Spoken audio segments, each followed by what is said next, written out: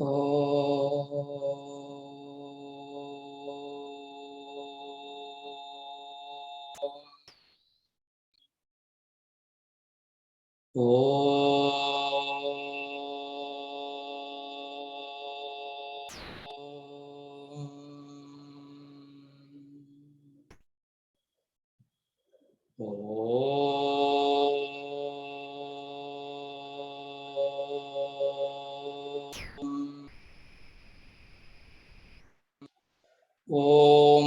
సహనావవతు సహనౌ భునక్తు సహ వీర్యం కరవావహై తేజస్వినావధీతమస్తు మా విద్విషావహై. ఓం శాంతి శాంతి శాంతి. ఓం వసుదేవసుతం దేవం కంసచానూరమర్ధనం దేవకీ పరమానందం కృష్ణం వందే జగద్గురుం. సమస్త జన కళ్యాణే నిరతం కరుణామయం నమామి చిన్మయం దేవం సద్గురుం బ్రహ్మ విద్వరం.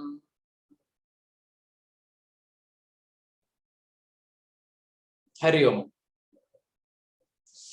స్వామివారి భజన ఒకటి చేద్దాం. కృష్ణ కృష్ణ పరమాత్మ. హే మాధవ హే మధుసూదన, హే మాధవ హే మధుసూదన, దామోదర హే మురళీధర, దామోదర హే మురళీధర, హే మాధవ హే మధుసూదన, హే మాధవ హే మధుసూదన. మనమోహన హే యదునందన, మనమోహన హే యదునందన, దీనావన భవభయభంజన, దీనావన భవభయభంజన, హే మాధవ హే మధుసూదన, దామోదర హే మురళీధర, దామోదర హే మురళీధర, హే మాధవ హే మధుసూదన, హే మధుసూదన, హే మధుసూదన.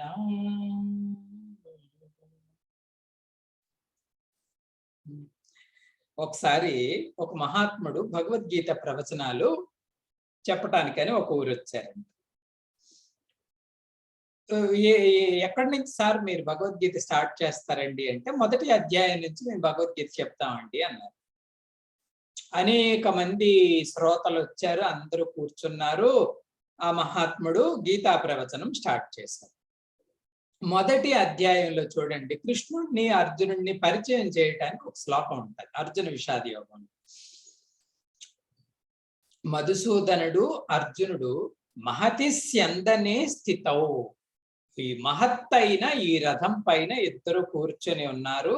ఈయన మధుసూదనుడు, ఆయన అర్జునుడు అని పరిచయం, గీతా పరిచయం ఇలా చేసినంతట్లోనే ఈ సంఘంలో ఒక అమ్మగారు కృష్ణుణ్ణి అర్జునుణ్ణి రథం పైన కూర్చోవటం చూడటం ఆమె సమాధిలోకే వెళ్ళిపోయారంట.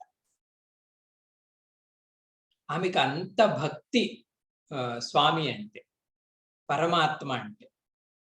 ఆయన వచ్చి, అమ్మ మీరు ఇంకా ప్రవచనం వినవలసిన అవసరం లేదు, గీత అంతా వినటానికి కారణం ఏంటంటే ఆ మాత్రం భక్తి ఆయన మీద కలగటానికే ఈ ప్రవచనాలు వినటం కానీ చెప్పటం కానీ ఈ కథంతా. మీకు స్వామి అనంగానే స్వామి పైన మనస్సు లగ్నమైంది కాబట్టి యు పాస్డ్, మీరు పాస్ అయిపోయారు అని చెప్పారు. ఎవరు స్వామీజీ ఆ వక్త అంటే, ఆ వక్త స్వామి వివేకానంద. వారి జీవితంలోనే ఇలా జరిగింది. వారు అనేవారు, ఇదంతా చదవటం ఎందుకండి అంటే భగవత్ ప్రీతిని సంపాదించాలి.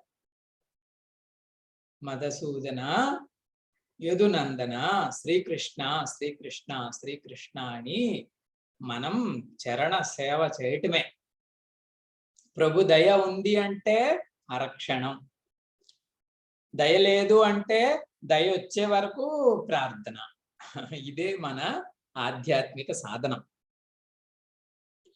ఓం పార్థాయ ప్రతిబోధితాం భగవతా నారాయణేన స్వయం వ్యాసేన గ్రథితాం పురాణమునినా మధ్యే మహాభారతం అద్వైతామృతవర్షిణీం భగవతీం అష్టాదశాధ్యాయినీం అంబ త్వామనుసందధామి భగవద్గీతే భవద్వేషిణీం భగవద్గీతే భవద్వేషిణీం.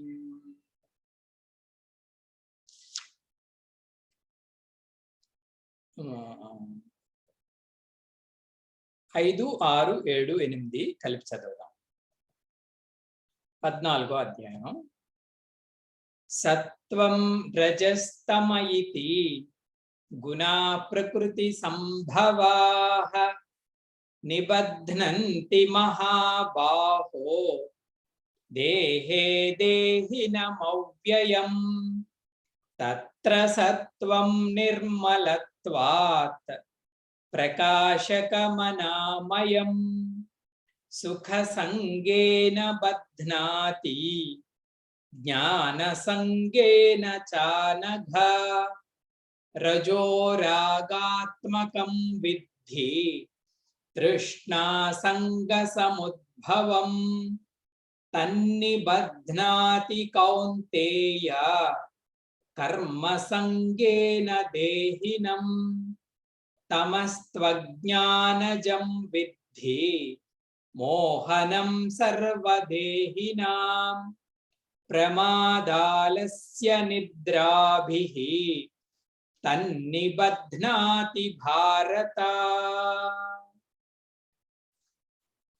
త్రిగుణాలు అంటే ఏంటి, వాటి స్వరూపం ఏంటో స్వామి డీటెయిల్డ్ గా ఈ అధ్యాయంలో చెప్పడం జరుగుతుంది. అందుకే ఈ అధ్యాయానికి ఉన్న పేరేంటి స్వామి అంటే గుణత్రయ విభాగ యోగము అంటాం.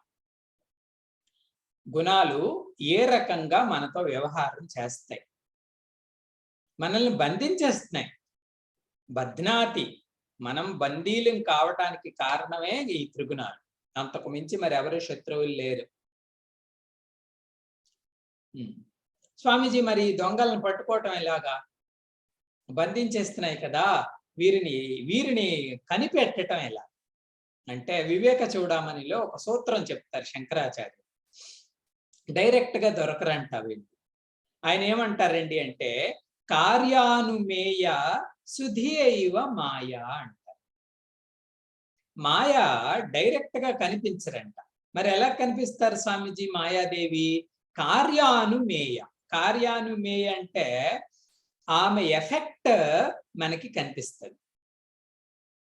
ఆ ఎఫెక్ట్ ని బట్టి మనం ఇన్ఫరెన్స్ అంటే మనం అనుమానించాలి. ఆహా, ఇది సత్వగుణం, ఇది ఈ ఎఫెక్ట్ ని బట్టి అది అయ్యుండు. కార్యానుమేయము అంటే అది ఎఫెక్ట్ ని బట్టి కాజును పట్టుకోవాలన్నమాట. సుధి అయివ మాయ. ఈ మాయ చాలా షార్ప్ గా ఈ రకంగా పనిచేస్తుంది. ఇందులో సత్వగుణంతో ఎలా బంధిస్తుంది అంటే నిన్ను చూశాము, సుఖ సంగేన జ్ఞాన సంగేన. మంచి మత్తు అయిన సుఖాన్ని కల్పిస్తుంది సత్వం. అటాచ్ అయిపోతాం. మంచి పాలిష్డ్ నాలెడ్జ్ని ఇస్తుంది. సంగీత సాహిత్యాలు ఇత్యాదులన్నీ, విజ్ఞానము, దానికి అటాచ్ అయిపోతాం. సుఖ సంగేన జ్ఞాన సంగేన బధ్నాతి. స్వామీజీ, అది బంధం ఎలా అవుతుంది స్వామి అంటే అక్కడ నేను జ్ఞాని అని కాదు, అసలు విషయం ఏమిటంటే నువ్వు జ్ఞాన స్వరూపాన్ని. నువ్వు వేరు, సంపాదించుకున్న జ్ఞానం వేరు అనుకుంటే అది అహం, జీవవృత్తి. సత్యం అలా కాదు. మనం శుద్ధ జ్ఞాన స్వరూపం, శుద్ధ ఆనంద స్వరూపం అని తెలుసుకోవటం నిజం. కాబట్టి ఆ జ్ఞానం ఉంది కాబట్టే సత్వం మనల్ని బంధించేస్తుంది. స్వరూపాన్ని తెలియనివ్వకుండా ఆర్భాటాన్ని ఇస్తుంది మనకి. రజస్సు ఎలా బంధిస్తుంది స్వామి? రజస్సు ఎలా బంధిస్తుంది అండి అంటే కర్మ సంజ్ఞేన. వితౌట్ యాక్షన్ మేము ఉండలేమండి అంటది మన యొక్క డిజైన్. ఏదో ఒక పని ఉండాల్సిందే. నో లైఫ్ వితౌట్ యాక్షన్ రజోగుణం. ఆ రకంగా బంధిస్తుంది. అది కష్టమైనదే, ఇది కష్టమైనదే. కర్మబంధాలు అంటారు రజోగుణం. మూడవది తమోగుణం. స్వామీజీ తమోగుణం ఎలా బంధిస్తుందండి అంటే 3 రకాలుగా బంధిస్తుందంట. ప్రమాద, ఆలస్య, నిద్రాభిహి. ప్రమాద రూపంలో బంధిస్తుంది. ప్రమాదం అంటే carelessness, forgetfulness, not giving importance. ముఖ్యంగా ఆధ్యాత్మిక మార్గంలో ఇటువంటి స్వభావం మనకు ఉంది అంటే ప్రమాదో వై మృత్యు. తెలుసుకోండి ఆత్మజ్ఞానం గురించి అంటే కేర్లెస్నెస్. తెలుసుకోండి స్వరూపం గురించి ఇదే అవకాశం అండి అంటే we are not paying any interest. దాని పేరు ప్రమాదం. కాబట్టి ప్రమాదో వై మృత్యు అంటారు. రెండవది ఏంటి స్వామీజీ అండి అంటే ఆలస్యం. ఆలస్యం అంటే బద్ధకం. సంస్కృతంలో ఒక సూత్రం ఉందని చెప్తారు. ఏంటి స్వామీజీ సూత్రం అండి అంటే రలయోహో అభేద అంటారు. అంటే ఏదైనా సంధి మనం వాడినప్పుడు రా ప్లేస్ లో లా ప్లేస్ లో రా వాడుకోవచ్చు సంస్కృత భాషలో. రలయోహో అభేద అంటది అని అంటే దీనికి కనెక్ట్ చేస్తారు పెద్దలు. ఆలస్ అయితే ఏమవుతుంది అంటే ఆ రస్ అయిపోతుందండి. జీవితంలో ఏ రసాన్ని సంపాదించుకోలేము ఈ అలసత్వానికి అలవాటు పెడితే. కాబట్టి ఆలస్యం అనేది ప్రమాదం. మూడవది నిద్ర. నిద్ర అంటే any time I want to sleep sleep sleep. Time దొరికితే పడుకోవటానికే మనకి ఎక్కువ ఇష్టం ఉంటుంది. ఈ రకంగా ప్రమాద, ఆలస్య నిద్రలు మనల్ని ఆధ్యాత్మికంగా పురోగమం చేయకుండా ఉంచాయి. అందుకే ఉపనిషత్తు ఏం చెప్పింది? ఉత్తిష్టత, జాగ్రత్త. ఉత్తిష్టత అంటే ఫస్ట్ యు గెటప్. ఎక్కడి నుంచి స్వామీజీ నేను గెటప్ అవ్వాలి? తమోగుణం నుంచి గెటప్ అవ్వాలి. దెన్ జాగ్రత్త, ఎలర్ట్, సత్వగుణంలో నిలబడు. ఉత్తిష్టత, జాగ్రత్త అంటారు. నిజానికి చెప్తారు ఈ తమోగుణం తాలూకా మొదటి సంతానం ప్రమాదం ఉంది కదండి. ఈ ప్రమాదం సత్వగుణానికి ఆపోజిట్. సత్వగుణం ఏం చెప్తుంది? ఎప్పుడు ఎలర్ట్ గా ఉండాలి అంటారు. ఈ ప్రమాదం ఏం చెప్తుంది? ఎప్పుడు ఫర్గెట్ఫుల్నెస్. అలాగే ఆలస్యం రజోగుణానికి వ్యతిరేకం. రజోగుణం ఏంటి? Active, active, action. ఈ ఆలస్యం ఏమవుతుంది? Post phone. ఈలోగా ఈ తమోగుణం యొక్క సంతానం ఈవెన్ రజోగుణంలోకి సత్వగుణంలోకి కూడా మనల్ని ఎంటర్ చేయనివ్వదు. గీతలో కూడా అర్జునుడికి స్వామి పదే పదే చెప్తారు, మనం చూసాం కదండి. ఉత్తిష్ట, గెటప్ అండ్ యుద్ధస్వ, do your job. Get up and work your job. అంతేకాని అర్జున ఏడ్చుకుంటూ నా దగ్గర కూర్చోకు. ఇటువంటిది తమోగుణం. అజ్ఞానజం మోహనం విద్ధి. ఈ తమోగుణము అజ్ఞానము రెండు కలిసి వెళ్తాయి. యాజ్ లాంగ్ యాజ్ ఇగ్నరెన్స్ ఉంటే సో లాంగ్ మనకి ఈ తమస్సు ఉంటుంది.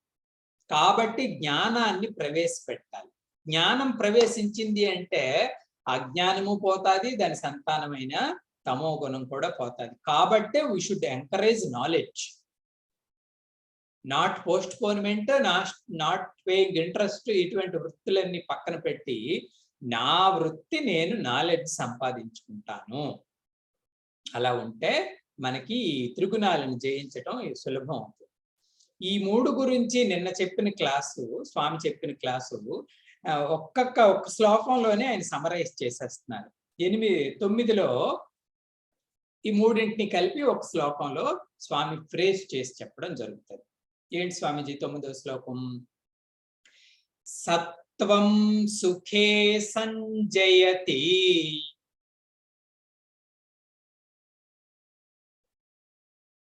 రజః కర్మణి భారత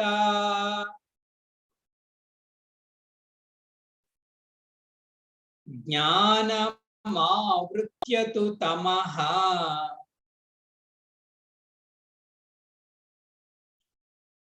ప్రమాదే ప్రమాదే సంజయత్యుత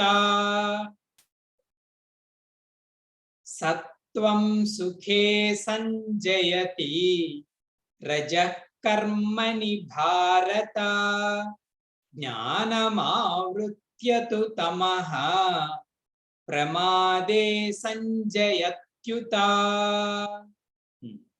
హే భారత, అర్జునుడిని ఈ శ్లోకంలో ఇప్పటికే 3 సార్లు పిలిచాడు స్వామి అంట. ఏమని స్వామిజీ? హే భారత, హే భారత, హే భారత. మా స్వామిజీ అనేవారు హ్యాట్రిక్ కొట్టాడు అర్జునుడంట.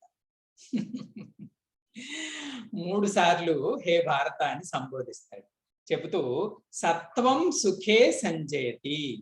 సత్వము సుఖరూపంలో మనకి అటాచ్మెంట్ ని కల్పిస్తాడు. సత్వం సుఖే సంజయతి. అది కూడా ఏ సుఖరూపంలో స్వామిజీ? సాత్విక సుఖరూపం. సుఖానికి కూడా తర్వాత చెప్తారు 3 రకాలు ఉంటాయి, రాజసిక సుఖం, తామసిక సుఖం, సాత్విక సుఖం అని. ఇక్కడ మాట్లాడుతున్నది ఏంటండి అంటే సాత్విక సుఖం, బెస్ట్ సుఖంతోనే బంధిస్తుంది సత్వం. రజః కర్మని, రజస్సు ఏం చేస్తుంది స్వామి? కర్మతో బంధిస్తుంది. రజస్సు ఏం చేస్తుంది ఏంటండి అంటే ఇట్ పుషెస్ ఇంటూ యాక్టివిటీ, మనల్ని తోసేస్తుంది అటు కర్మలోకి. ఇట్ పుషెస్ ఇంటూ యాక్టివిటీ అంటారు. అంటే జంప్ అయిపోతాం మనం కర్మ కనబడగానే. రజోగుణంకుండే స్వభావం ఇంపాసిబుల్ టు సిట్ అంటారట వాళ్ళు. 3వది తమోగుణం. తమోగుణం ఏం చేస్తుంది స్వామిజీ అండి అంటే ప్రమాదే సంజయతి. అంటే ఈ ప్రమాదం ఉంది కదా, దానికి స్టక్ చేస్తుంది ఫస్ట్. యాక్చువల్గా ఎక్కువ ప్రమాదకరమైనది ఈ తమోగుణమే. మొదట చేసే మోసం ఏంటి స్వామి? ఈ forgetfulness, carelessness, not giving importance, దానికి స్టక్ చేస్తుంది. ప్రమాదే సంజయతి. స్టక్ చేసి తర్వాత ప్రోగ్రెస్ ఎలా చేస్తుంది స్వామి? జ్ఞానం ఆవృత్య. జ్ఞానం కనపడకుండా మనకి పొరలాగా తయారవుతుంది. ఆవృత్తి అంటే జ్ఞానాన్ని కవర్ చేసిస్తుంది తమోగుణం. ఇంట్రెస్ట్ లేదు అంటే ఆటోమేటిక్గా జ్ఞానం ఎంటర్ కాదు కదండి. ఈవెన్ మన క్లాసులో అయినా ఇంట్రెస్ట్ గా వింటున్నాము అంటే చెప్పిన విషయం అంతా జాగ్రత్తగా అర్థమవుతుంది. ఆ ఇంట్రెస్ట్ లేదు అంటే జ్ఞానం ఎంటర్ కాదు. ప్రమాదే సంజయతి, జ్ఞానం ఆవృత్య. ఈ విధంగా కవర్ చేసేస్తుంది నాలెడ్జ్ని.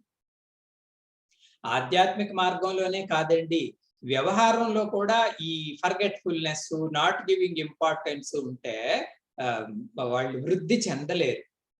కాబట్టి వ్యవహారంలోనైనా స్పిరిచువల్ గా అయినా ఇది ప్రమాదకరమైన వృత్తే, అటెన్షన్ పే చేయకపోవడం వల్ల. ఈవెన్ శంకర భగవత్పాదులు ఇక్కడ ప్రమాదము అంటే ఆయన మంచి నిర్వచనం ఇస్తారు. ఏంటి స్వామిజీ ఆ నిర్వచనం అంటే ప్రమాదో నామ. ప్రమాదో నామ అంటే దేనిని ప్రమాదం అనొచ్చట? ప్రాప్త కర్తవ్య అకరణం అంటారు ఆయన. మనకి ప్రాప్తించిన కర్తవ్యాన్ని చెయ్యకపోవడమే ప్రమాదం. ప్రాప్త కర్తవ్య అకరణం. నోట్స్ ఉంటే మనం రాసుకోవచ్చు. ప్రమాదో నామ. ప్రమాదం అంటే ఇదంట. ఏంటి స్వామి అది? ప్రాప్త కర్తవ్య అకరణం. మనకి ప్రాప్తించిన కర్తవ్యాన్ని చేయకపోవటమే మనకి ప్రమాదం. స్కూల్ పిల్లోడు ఉంటాడు, వాడి కర్తవ్యం రోజు స్కూల్కి వెళ్ళి చదవాలి. అది చేయకపోతే ఆయనకి ఎన్ని మార్కులు వచ్చాయి స్వామి? 0 మార్కులు వచ్చాయి. ఆ 0 వచ్చిన తర్వాత టీచర్ దగ్గరికి వెళ్ళారంటే, టీచర్ నాకు 0 మీరు ఇవ్వటం చాలా ఇన్సల్ట్ గా ఫీల్ అవుతున్నాను అన్నాడు. టీచర్ అన్నాడంట, అరే నాకు ఇన్సల్ట్ గానే ఫీల్ అవుతున్నాను రా నీకు 0 ఇవ్వటం, కానీ ఏం చేయటం, అంతకన్నా తక్కువ ఇంకొకటి లేదు, అందుకే అది ఇచ్చాను అన్నారంట గురువు గారు. మరి కర్తవ్యాన్ని నిర్వర్తించకపోతే 0లే వస్తాయి మనకి. కాబట్టి ప్రాప్త కర్తవ్య అకరణం. కాబట్టి మనం రెడీగా ఉండాలి, మనల్ని మనం ప్రిపేర్ చేసుకోవాలి. ఈ రకంగా సత్వగుణం, రజోగుణం, తమోగుణం వాటి ఎక్స్ప్రెషన్ ని మన పైన చూపిస్తాయి. ఇవన్నీ మన పైన ఉండేది కదండి, మన జీవితం ప్రాక్టికల్ గా చూసాం. రామాయణంలో రావణుడు, కుంభకర్ణుడు, విభీషణుడు ఈ 3 గుణాలు ముగ్గురులో చూడొచ్చు. విభీషణుడు సాత్వికుడు. ఆయనకి పరిస్థితి అంతా అననుకూలంగా ఉన్నప్పుడు, అంటే అందరూ రాక్షసులు, కొట్టు తిట్టు ఆ స్వభావం కలవారు లంకలో. కానీ విభీషణుడు సాధు. తులసి రామాయణంలో వర్ణిస్తారు, ఎర్లీ మార్నింగ్ 4 గంటలకే లేచిపోయేవాడట విభీషణుడు. లేచి శ్రీరామ అంటూ లేచేవాడు. ఒక సాధువు ఏ కార్యక్రమాలు చేస్తాడో అన్ని తెల్లవారేసరికి చేసేసుకునేవాడట విభీషణుడు. ఆ హనుమంతుడు ఎప్పుడు కనిపిస్తే విభీషణుడు అంటాడు, నా పరిస్థితి ఎలా ఉంది అండి అంటే, దంతాల మధ్య నాలుకలాగా ఉంది. ఈ రాక్షస సమూహం మధ్య భగవద్భక్తిని మెయింటైన్ చేయటం. ఎటు వెళ్ళినా ఎవరికి నచ్చదు. వాళ్ళ ఇష్టాలు వేరు, ఈయన స్వభావం. రావణుడు రజోగుణానికి సింబల్. ఎప్పుడు యాక్టివిటీ, కర్మ ప్రధానం. కుంభకర్ణుడు తమో గుణానికి నిదర్శనం. నిద్ర, ఆలస్యము, సరిగా ఆలోచించలేకపోవడం. ఈ రకంగా సంఘంలో అన్ని దశల్లో కూడా సత్వరజస్తమో గుణాల ద్వారానే సంఘం పరిపాలింపబడుతుంది. మనలో కూడా సత్వరజస్తమో గుణాలే పరిపాలిస్తూ ఉంటాయి, ప్రభావాన్ని చూపే. ఆ టాపిక్ అయిపోయిందండి. అయిపోతే ఒక విద్యార్థి నిలబడ్డాడు. గురువుగారు, నాకు ఒక డౌట్ అని ఒక ప్రశ్న వేస్తాడు. దేనికి సంబంధించిన ప్రశ్న అంటే త్రిగుణాలకు సంబంధించే ప్రశ్న. ఏంటి ప్రశ్న? నీ ప్రశ్న చెప్పుకోండి అంటే, ఈ 3 మన మీద ప్రభావాన్ని చూపిస్తాయి అన్నారు, అర్థమైంది. నా ప్రశ్న ఏంటంటే, 3 ఒకదాని తర్వాత ఒకటి చూపిస్తాయా? వన్ ఆఫ్టర్ అనదర్ అలా ప్రభావాన్ని చూపిస్తాయా? లేదంటే 3 ఒకసారి చూపిస్తూ ఉంటాయా? సైమల్టేనియస్ గా చూపిస్తాయా లేదా వన్ ఆఫ్టర్ అనదర్ చూపిస్తాయా? వాటి ప్రభావం నా మీద ఏ రకంగా ఉంటది? ఎందుకంటే అవి 3 నేను ఒకటి. నన్ను అటాక్ చేసేవాళ్ళు 3, నేనేమో ఒక్కడిని. 3 ఒకసారి పడతారా? ఒకటి తర్వాత ఒకటి వచ్చి పడతారా? ఎలా చెప్పండి గురువు గారు అని అడిగాడంట శిష్యుడు. అంటే గురువు గారు అన్నారంట, చెప్తా. 3లో ఒకడు డామినేట్ అవుతాడట ఫస్ట్. ఎవరు డామినేట్ అయితే వాడు ఎక్కువ ప్రభావాన్ని చూపిస్తాడట. మిగతా 2 మైనారిటీలు అయిపోతారు. ఇది మారుతూ ఉంటది. కాసేపు ఈయన డామినేట్ గా ఉండొచ్చు, కాసేపు ఆయన డామినేట్ గా ఉండొచ్చు, కాసేపు ఈయన డామినేట్ గా. కానీ ఒక ఆయన ఎక్కువ విజృంభణ చేస్తూ ఉంటాడు, మిగతా 2 తగ్గుతూ ఉంటారు. ఆ రకంగా ఈ సత్వరజస్తమ గుణాలు మన పైన ప్రభావాన్ని చూపిస్తాయట.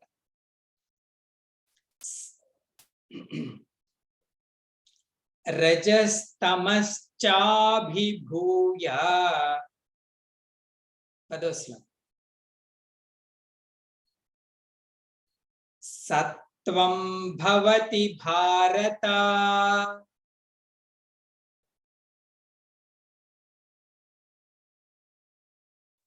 రజసత్వం తమశ్చైవ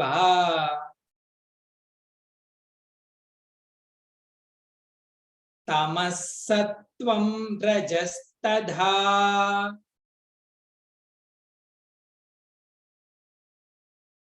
టుగెదర్. రజస్తమశ్చాభిభూయ సత్వం భవతి భారత రజసత్వం తమశ్చైవ తమస్సత్వం రజస్తథా. హే భారత విను.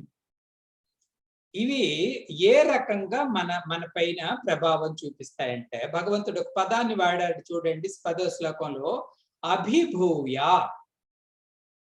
అభిభూయ అనే పదాన్ని వాడాడు.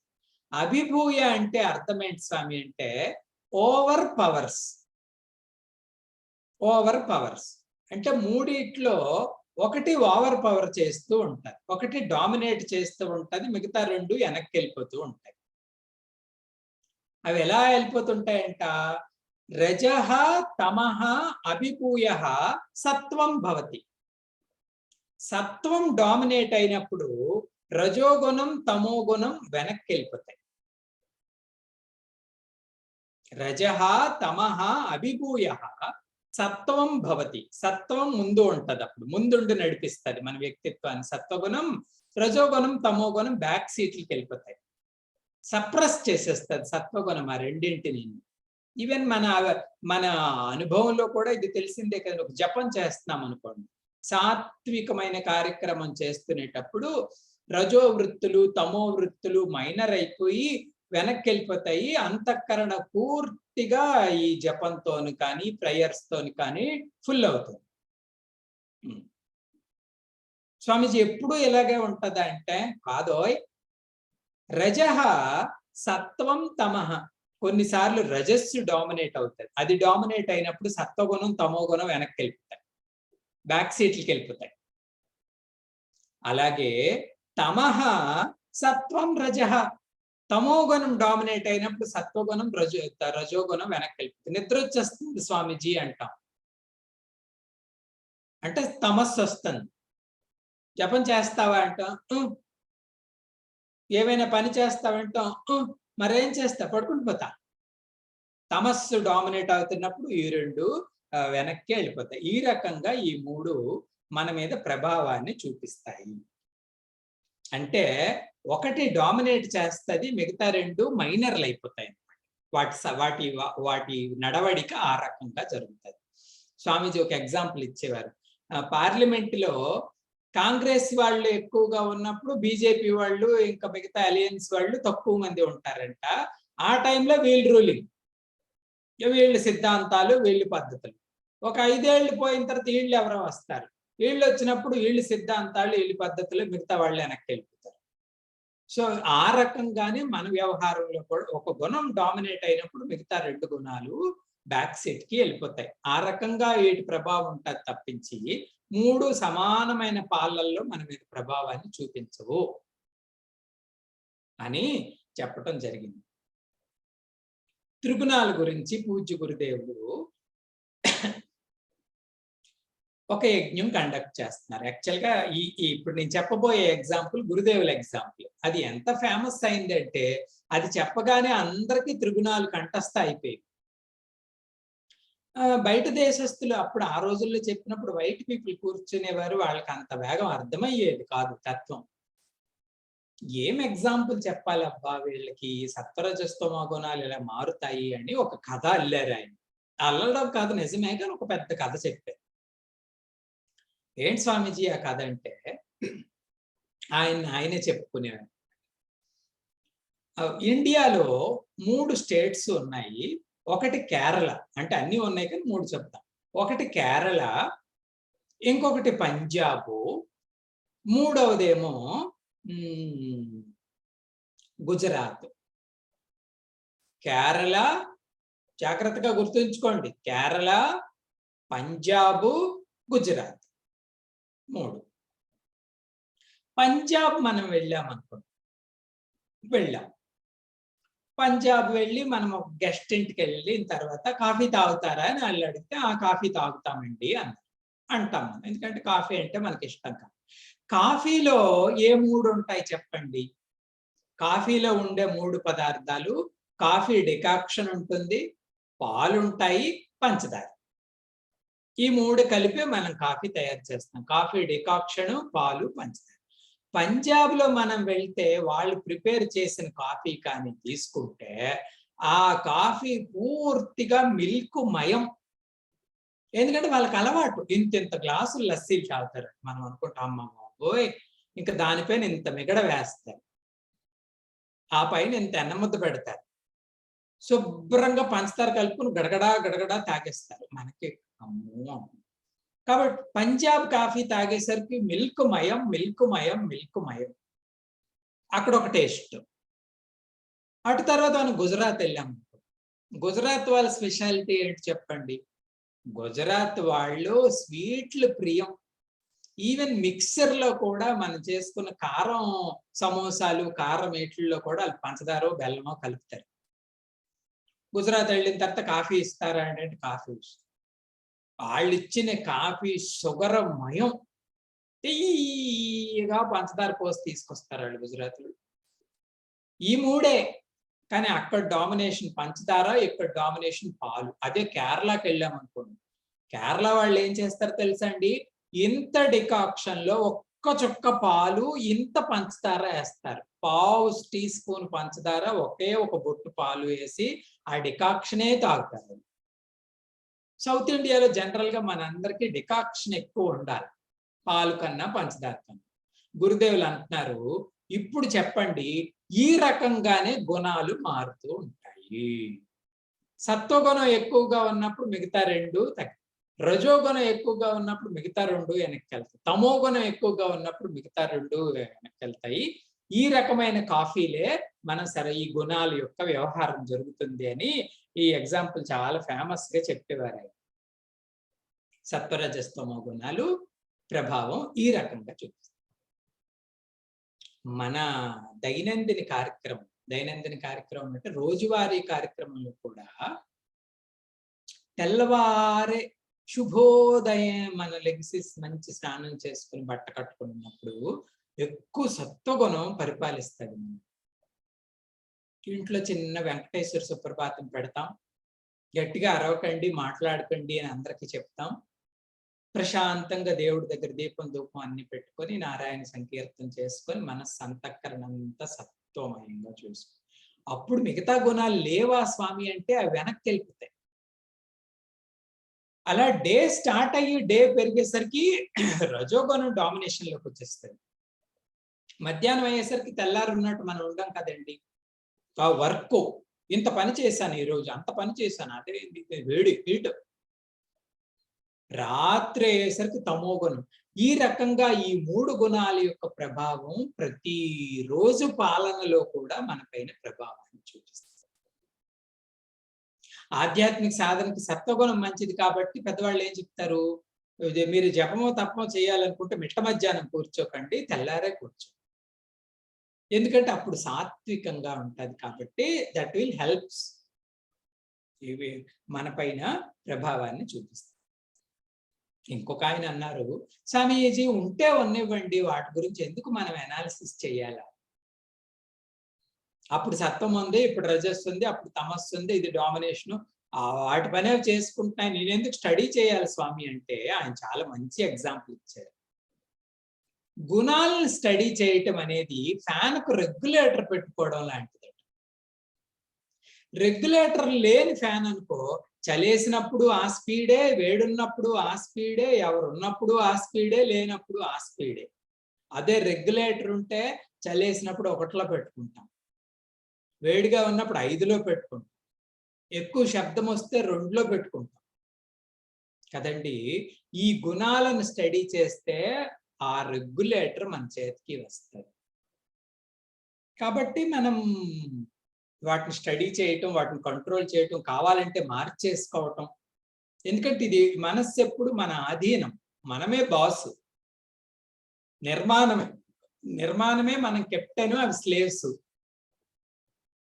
అలజడి చేస్తుంది అనుకో, పాపం పడుతుంది అనుకో, చేంజ్ ద థాట్ అంటే చేంజ్ అయిపోతుంది thought. Chant Lord's name, Gandhi గారు అనేవారు, పాపం వచ్చింది అంటే 10 సార్లు శ్రీరామ్ జయరామ్ జయ జయరామ్, శ్రీరామ్ జయరామ్ జయ జయరామ్ అనుకోండి అని. ఆటోమేటిక్ గా మనసులో క్లైమేట్ మారిపోతుంది. అందుకే ఈ త్రిగుణాలను చదవటం అనేది చాలా ఇంపార్టెంట్. చిన్మయ మిషన్ లో బాల విహార్కి, యువ కేంద్రానికి, ఈవెన్ మన క్యాంప్స్ కి వెళ్ళినప్పుడు కూడా కొన్ని యాక్టివిటీ, కొన్ని వర్క్ షాప్స్ త్రిగుణాల మీదే డిజైన్ చేసి మనకు నేర్పిస్తారు. వాటిని ఎలా మనం మేనేజ్ చేయాలి, వాటిని ఎలా మనం బ్యాలెన్స్ చేయాలి. ఆటలు పాటలు రూపంలోనే ఈ టెక్నాలజీ మనం సంపాదించాలి, ఇన్నర్ టెక్నాలజీ. కాబట్టి అర్జున ఈ రకంగా వాటి ప్రభావం ఉంటుంది అని చెప్పారు. చెప్పిన తరువాత ప్రశ్న త్రిగుణాలకు సంబంధించి. తరువాత ప్రశ్న శ్రీకృష్ణ పరమాత్మ ఇచ్చేది ఏంటి అంటే, ఫర్ ఎగ్జాంపుల్ నేను ప్రెడామినెంట్ గా సాత్వికంగా ఉన్నాను అనుకోండి, అప్పుడు కనిపించే లింగం ఏంటి? లింగం అంటే చిహ్నం. అది నాకైనా కావచ్చు, నా ఎదురుగా ఉన్న వ్యక్తిలోనైనా కావచ్చు. ఇప్పుడు సాత్వికంగా ఉన్నాడు అని తెలుసుకోవడానికి ఉపయోగపడే లింగం ఏంటి, చిహ్నం ఏంటి? మూడింటికి 3 రకాలైన చిహ్నాలు శ్రీకృష్ణ పరమాత్మ చెప్పబోతున్నారు. ఆ రకంగా ఆయన చిహ్నం ఉంది అంటే ఆహా ఈయన సత్వగుణంలో ఉన్నాడు. లేదు నా విషయంలో నేను ఈ రకంగా పనిచేస్తున్నానంటే ఆహా ఇప్పుడు సత్వగుణంలో ఉన్నాను. అది స్వామి చెప్పబోతున్నారు. భగవత్పాదులు అందుకే పరిచయం ఇస్తూ ఒక లైన్ రాస్తారు. ఏంటి స్వామిజీ ఆ లైను? యదా ఏ గుణాః ఉద్భూతః తదా కిం లింగం? యదా ఏ గుణాః ఉద్భూతః, ఎప్పుడు ఏ గుణం బయటికి ప్రస్పష్టమవుతుందో తత్ కిం లింగం, ఏ రకంగా ఆ చిహ్నం మనకి కనపడతాదో అది పరమాత్మ చెప్పాలనుకుంటున్నాడు. ఆహా మొదట ఏ గుణం గురించి చెప్తారు స్వామి? మొదట సత్వగుణం గురించి నేను చెప్తాను అని 11వ శ్లోకం. సాత్విక గుణం ఉంటే ఏ చిహ్నం వస్తుందో శ్రీకృష్ణుడు చెప్తున్నాడు. సర్వద్వారేషు దేహేస్మిన్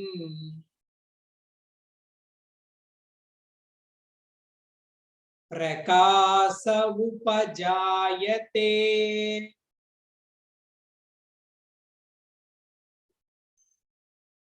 జ్ఞానం యదా తదా విద్యాత్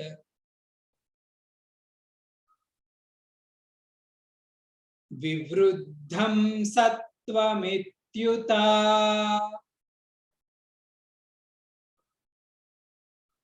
టుగెదర్. సర్వద్వారేషు దేహేస్మిన్ ప్రకాశ ఉపజాయతే జ్ఞానం యదా తదా విద్యాత్ వివృద్ధం సత్వమిత్యుత. సత్వం వివృద్ధం అంటే సత్వం డామినేట్ చేస్తునేటప్పుడు. ఈ శ్లోకం ఆ టాపిక్ కి సంబంధం. సత్వం డామినేట్ చేసినప్పుడు ఏమవుతుందంటే స్వామి, అస్మిన్ దేహే, అస్మిన్ దేహే అంటే ఈ శరీరంలోనే, అస్మిన్ దేహే ఈ శరీరంలోనే ఏం జరుగుతుంది స్వామి? సత్వం పెరిగినప్పుడు సర్వద్వారేషు, సర్వద్వారాలయందు, సర్వద్వారాలు అంటే ద్వారము అంటే గేట్స్, గేట్. సర్వద్వారాలు అంటే ఏం గేట్స్ స్వామి? ఏం గేట్స్ అంటే జ్ఞానేంద్రియాలు. ఎన్ని జ్ఞానేంద్రియాలు ఉన్నాయి స్వామిజీ మనకి? 5 జ్ఞానేంద్రియాలు ఉన్నాయి కదండి. ఈ 5 జ్ఞానేంద్రియాలు ఒక రకంగా మారుతాయట సత్వగుణం పెరిగినప్పుడు. ఏ రకంగా మారుతుంది స్వామి? ప్రకాశ ఉపజాయతే, వాటి నుంచి లైట్ వస్తుందండి. ప్రకాశం అంటే కాంతి.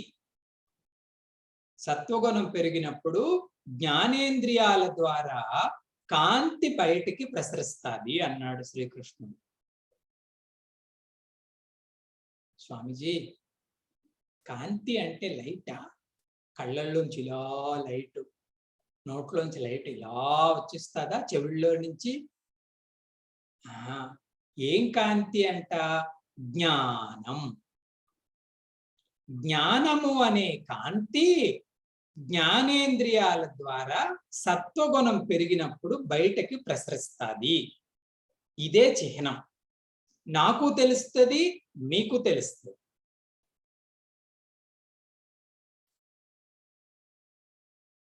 ఉదాహరణకి క్లాసులో అందరూ కూర్చున్నారు, వింటున్నాను క్లాసు.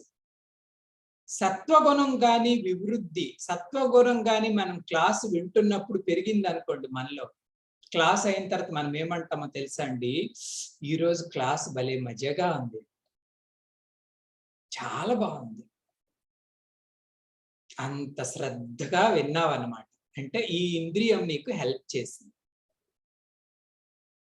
అలాగే నేను అంటాను, ఈరోజు క్లాస్ చాలా బాగా చెప్పాను, మజా వచ్చింది. అంటే ఆ ఇంద్రియం ఆ రోజు సత్వాన్ని తాకింది. ఇది ఎప్పుడు జరగదు, అప్పుడప్పుడు జరుగుతుంది. సత్వం ఎప్పుడైతే పెరుగుతుందో అప్పుడు జ్ఞానేంద్రియాలు ఈ జ్ఞాన కాంతిని పొందుతాయి. స్వామిజీ అయితే ఇందులో అనేక దశలు కూడా ఉంటాయండి. మరీ శుద్ధ సత్వము, విశుద్ధ సత్వాన్ని పొందారు అనుకోండి ఎవరైనా అంతఃకరణలు, వారి స్వరూపమే మారిపోతుంది. వారి దృష్టి వేరు, వారి మాట వేరు. ఎంతవరకు వెళ్తుందంటే వారు ఏ మాట అంటే అది అయిపోతుంది. అది సత్వగుణం ఇచ్చే బ్లెస్సింగే. మనం అంటారు కదండి, పలానా సాధు బ్లెస్ చేశారు జరిగిందండి అంట, పలానా సాధు శపించాడు జరిగిందండి అంట. ఆయనకి ఎలా వచ్చింది స్వామి అంటే సత్వగుణమే. మహాత్ముల దగ్గరికి వెళ్ళినప్పుడు మనం ప్రేయర్స్ చేస్తాం, మా పైన దృష్టి పెడితే బాగుండు, మా పైన దృష్టి పెడితే బాగుండు. ఎందుకు అంత తాపత్రయం అండి అంటే అంత సాత్వికమైన దృష్టి. వారు తపస్సు చేస్తున్న కొలది ఆ లెవెల్ పెరుగుతుంది. అది మనకి వాళ్ళని చూడగానే తెలిసిపోతుంది, వాళ్ళకి కూడా వారి పరిస్థితి తెలుస్తుంది. ఆనందమయ్యి మా ఎగ్జాంపుల్ చెప్పుకున్నాం మనము కదండి. ఆ మహాత్ములందరూ కూడా ఆమెకు రిక్వెస్ట్ చేసేవారట అమ్మగారికి, అమ్మ మీరు నల్ల కళ్ళద్దం పెట్టుకోండి అనేవారట అమ్మని. ఎందుకంటే ఆమె ఓపెన్ గా చూస్తే బ్రహ్మ కిరణాలే భౌతికంగా వచ్చేసేవట. ఎంత సాత్వికంలో ఉండేవారో చూడండి, literally. So she should wear black glasses. అంత సత్వానికి ఉండే శక్తి అంత బలంగా ఉంటుంది, ఇంద్రియాలు అంత తేజస్సుని పొందుతాయి. అనేక దశలుగా చిన్న చిన్నది ఎప్పుడైనా సామాన్యులమి ప్రారంభ సాధకులమైన వాళ్ళకి ఎప్పుడైనా తగిలితే తగలొచ్చు. బాగా పారాయణ చేసినప్పుడు మనం అనుకుంటాం, ఈ వేదిక చాంటింగ్ చూడండి, కంటిన్యూస్ గా ఒక హాఫ్ అన్ అవర్ కానీ 45 మినిట్స్ కానీ వేదిక చాంటింగ్ చేయండి, మంచి స్వరం ఉంది స్వామి నాకే తెలియదు అంటాం. ఈ స్వరం ఆ సత్వ కార్యం వల్ల ఈ ఇంద్రియం పొందింది. అలాగే కొంతమంది మాట్లాడితే మంచి స్పష్టత, క్లారిటీ, ఉచ్చారణ, తేజస్సు ఉంటది. అది సత్వగుణం ప్రసాదించింది. ఈ రకంగా సత్వగుణం వివృద్ధి అయితే జ్ఞానేంద్రియాలన్నీ కూడా ప్రకాశాన్ని పొందుతాయి. అయితే ఇంద్రియం ప్రకాశం పొందడం అంటే దీని వెనకతలు చిన్న సైన్స్ కూడా చెప్తారు, అదేంటో విందాం. ఉదాహరణకి శబ్దేంద్రియం భగవంతుడు మనకి ఇచ్చాడు. శబ్దేంద్రియం అంటే వినే చెవి. ఇది సత్వాన్ని పొందినప్పుడంట ఏంటి స్వామీజీ తనలో మార్పు వస్తుందండి అంటే 100% రిసీవ్ చేసుకుంటదట. అంత కాన్సన్ట్రేటెడ్ గా, సింగిల్ పాయింటెడ్ గా ఈ ఇంద్రియం మారుతుంది. ఇంకెక్కడో బయట శబ్దాలు ఏవో రావచ్చు, కానీ తనకి వినిపించదు. అంత ఏకాగ్రతని పొంది ఇంద్రియం ఏం చేస్తదంట, యాజ్ ఇట్ ఈజ్ గా ఏ రకంగా అయితే రిసీవ్ చేసుకుందో ఆ రకంగా మనస్సుకు సబ్మిట్ చేస్తుంది. ఇది లోపట జరిగే సత్వగుణం ఉన్నప్పుడు జరిగే మెకానిజం. మనస్సుకు సబ్మిట్ చేస్తుంది. ఈ జ్ఞానాన్ని మనస్సు బుద్ధికి సబ్మిట్ చేస్తుంది. ఇది ఎప్పుడండి స్వామి, రిసీవ్ చేసుకునేటప్పుడు ఈ చైన్ ఎంత బాగా జరుగుతుంది. యాజ్ ఇట్ ఈజ్ గా వినాలి, 100% వినాలి. అది తప్ప ఇంకొకటి వినకూడదు. విని ఆపకూడదు. అంతఃకరణ లోపటికి ఆ జ్ఞానాన్ని ప్రసరింప చెయ్యాలి. అంటే మనం విని ఆపలేదు, తర్వాత విచారణ చేసుకున్నాము, బుద్ధిపరంగా అర్థం చేసుకున్నాము, అక్కడ వరకు వెళ్తే దాని పేరు సాత్విక జ్ఞానం. ఇప్పుడు అర్థమైందా అండి? విని ఆగిపోలే ఆ జ్ఞానం, తర్వాత మనస్సుకు అందించింది, బుద్ధిలో బుద్ధికి అందించడం అంటే క్లియర్ గా అర్థం చేసుకున్నాను.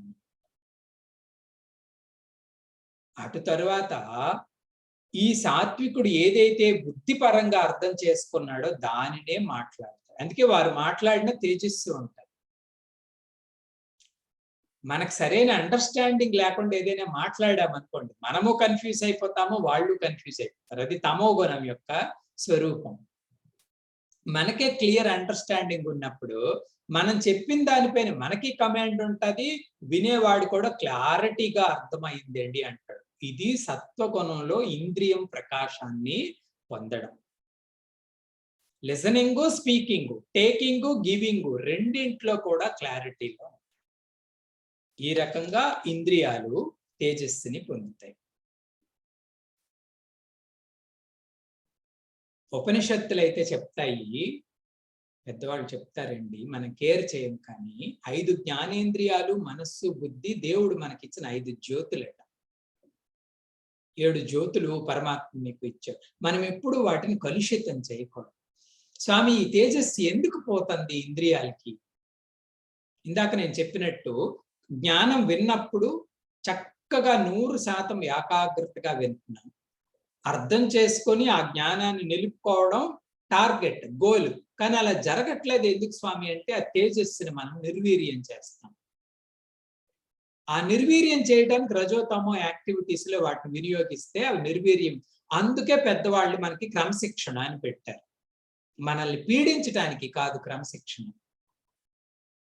ఆ క్రమశిక్షణ మనం ఇంద్రియ మనోబుద్ధులకి ఇస్తే వాటికి సహజంగా ఉండే సత్వగుణాన్ని కోల్పో. సహజంగా సత్వం అవి. సహజంగా సత్వం కాబట్టి వీటి పేరు జ్ఞానేంద్రియాలు అన్నారు. కర్మేంద్రియాలకి లేదు ఆ స్టేటస్, రజోగుణం. సత్వం ఉంది అంటే జ్ఞాన సముపార్జన జరగాలి. ఈ 7 జ్యోతులని ప్రకాశింప చెయ్యండి. సత్వం వివృద్ధం. ఆ రకంగా సత్వాన్ని పెంచుకుంటే అత్యంత ప్రకాశవంతమైన జీవితము మనకి కలుగుతుంది. అది మన వాక్కు కావచ్చు, మన దృష్టి కావచ్చు, మన శ్రవణం కావచ్చు, మన స్పర్శ కావచ్చు, ఏదైనా సరే. అర్జున, సత్వగుణం ఈ రకంగా, సత్వగుణం ప్రెడామినెంట్ అయినప్పుడు ప్రకాశవంతమైన జీవితం, వెరీ బ్రిలియంట్, వెరీ బ్రైట్, నిర్మలం, ప్రశాంతంగా. వాళ్ళ వాతావరణంలోకి వెళ్ళినప్పుడే మనకు తెలిసిపోతుంది ఎంత హాయిగా ఉంది అంటే. కేవలం ఈ సత్వగుణంకు ఉండే బలం. ప్రశాంతంగా అంతఃకరణ అలా ఉంటది కాబట్టి అక్కడికి వెళ్ళేసరికి మన మనస్సు దానికి ట్యూన్ అయిపోతుంది. మహాత్ముల దగ్గర ఇలా జరుగుతాయి. గురుదేవు అష్టోత్తర శతనామావళి మనం పూజ చేసినప్పుడు అందులో ఒక మంత్రం పేరు ఓం జనప్రియాయ నమః అని ఒక మంత్రం. అంటే వారంటే జనానికి చాలా ప్రీతి ఉండే. మీరు 25,000 మంది యజ్ఞశాలలో కూర్చున్న గంటన్నర సేపు ఎవ్వరు మాట్లాడేవారు కాదు. They use to tune with him. They don't know what is happening. ఆయనతో ట్యూన్ అయిపోయేవారు. ఇంత కారణం ఏంటి స్వామి అంటే ఆ సత్వ బలం. ఆ సందర్భంగా ఆయన చెప్తారు ఏంటండి అంటే, సాత్విక గుణం డామినేట్ చేసినప్పుడు మిగతా ఏవైతే మన దోషాలు, వీక్నెస్లు ఇవన్నీ ఉంటాయో అవన్నీ అసలు ఆ వాతావరణంలోనే, ఆ వారి సమక్షంలోనే చేరవు. మహాత్ముల సమక్షంలోనే చేరవు. ఇంకా అటుపైన మనకి అనిపిస్తూ ఉంటది ఈ పుణ్య పురుషుడిని సేవించాలి, మనము తరించాలి అని. అదొక పుణ్య వృత్తి వస్తుంది. అటుపైన సాధన చేయటం, మెల్లగా తెలుసుకోవటం, ముందుకి ఒకటి అడుగు వేయటానికి మనకి చెయ్యూత. కాబట్టి సత్వగుణానికి ఉన్న శక్తి ఈ జ్ఞాన ప్రకాశం. అందుకే చూడండి, మిగతా అన్ని సాధనల కన్నా జ్ఞానం నేర్చుకుంటున్న కొలది జ్ఞాని ఎప్పుడు ఆధ్యాత్మిక మార్గాన్ని విడిచిపెట్టాడట. ఎందుకంటే ఆధ్యాత్మిక సాధన చేసిన వాళ్ళకి కష్టాలు రావా స్వామి అంటే, వీళ్ళకి కష్టాలు వస్తాయి, అవమానాలు వస్తాయి, ఫెయిల్యూర్లు వస్తాయి, అన్నీ వస్తాయి. దేవుడిని నమ్ముకున్నాను, ఇలా అయిపోయింది, నేను రేపటి నుంచి మరి ఆ దేవుడిని నమ్ముకొని అనేస్తాం. కానీ జ్ఞాని అలా అనడు. ఎందుకంటే అవి సహజం. అలా అవ్వటం, అలాగ అవ్వకపోవటం అవన్నీ జీవితంలో సహజం. రెండింటినీ ప్రకాశింపజేసే చైతన్యం నేను కాబట్టి వీడు మూవ్ అవుతుంటాడు. జ్ఞానానికి ఆ బలం ఉంటుంది, సత్వానికి ఆ బలం ఉంటుంది. కాబట్టి మనం చేయవలసి, అందుకే అర్జునుడు నిత్య సత్వస్థో భవ అంటాడు శ్రీకృష్ణుడు. నిత్యము కూడా సాత్వికుడిగా ఉండటానికి ఇష్టపడు, కానీ రజోతమో గుణాలుగా ఉండటానికి ఇష్టపడకు అర్జున అని స్వామి ప్రబోధిస్తాడు అర్జునుడు. ఎందుకండి అంటే అక్కడ ప్రకాశత్వము, జ్ఞాన సముపార్జన, నిశ్చలత్వము, నిర్భయత్వము, ఇటువంటి మంచి లక్షణాలన్నీ ఆ గుణం ప్రసాదిస్తుంది ఇంద్రియాలకి, మనస్సుకి, బుద్ధికి. ఈ రకంగా ఆమె సింప్టమ్, లింగం. కిం లింగము అంటే ప్రకాశం లింగం. ఏం ప్రకాశం అండి అంటే జ్ఞాన ప్రకాశం లింగం సత్వగుణానికి. మరి రజోస్తమో గుణాలకి లింగం ఏంటి స్వామి అంటే అవి రేపటి క్లాసులో నేను చెప్తా అని స్వామి చెప్పడం జరిగింది. హరి ఓం. పూర్ణమదః పూర్ణమిదం పూర్ణాత్ పూర్ణముదచ్యతే పూర్ణస్య పూర్ణమాదాయ పూర్ణమేవావశిష్యతే. ఓం శాంతి శాంతి శాంతి. హరి ఓం శ్రీ గురుభ్యో